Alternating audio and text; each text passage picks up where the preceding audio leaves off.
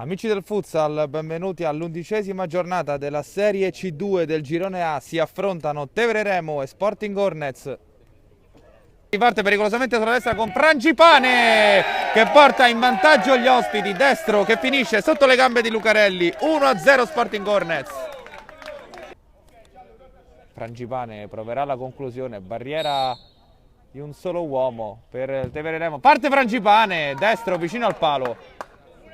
Pettinari sulla sua verticale, sbaglia il passaggio, può ripartire con una certa pericolosità Castroni che appoggia per Signorelli, il sinistro e grande parata di Bucci. Castelli, 1-2, ottimo con Castroni, Castelli, l'enverba per Antonio Castelli, azione stupenda della Tevere Remo per l'1-1 di Castelli. Subito la conclusione da punizione da parte di Battistacci che riporta in vantaggio lo Sporting Hornets 2-1.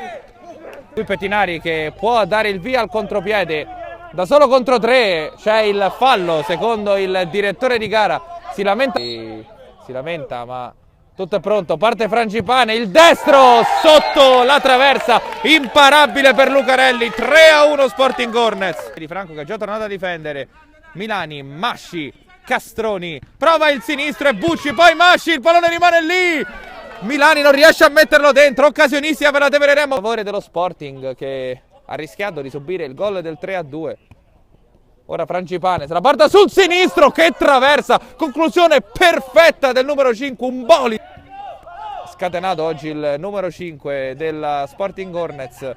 Ancora Castroni sulla destra, ha lo spazio per il tiro alla prova e Signorelli mette in rete il 3-2. Tiro cross di Castroni, pronto, appostato come un falco il numero 9 che regala altre speranze alla Tevere Remo.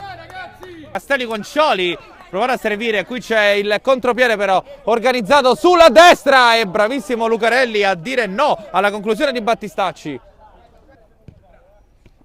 Ancora Castroni. Per Castelli che si gira e regala il 3-3 alla Tevere Remo, grandissimo gol del numero 20 che realizza la tua doppietta personale. Molto favorevole dove gli riesce tutto. Ora Guancioli dal nulla col destro la mette sotto al 7 e porta in vantaggio i suoi, imparabile per Bucci. Frangipane. La porta sul sinistro, Frangipane, pareggio pazzesco del numero 5, tutto da solo e poi con la punta la mette sull'angolo alto ed è pareggio Sporting Hornets.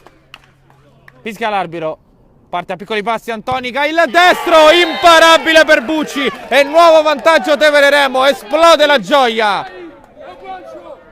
Per Luciani, Di Franco, può puntare la difesa, 3 contro 2, Di Franco per Luciani, il sinistro, a un passo dal pareggio lo Sporting Hornets, e dal pareggio lo Sporting Hornets, e arriva il fischio finale sull'occasione fallita da Luciani. La Tevere Remo guadagna 3 punti in classifica e va a -1 proprio dallo Sporting Hornets dopo una partita bellissima.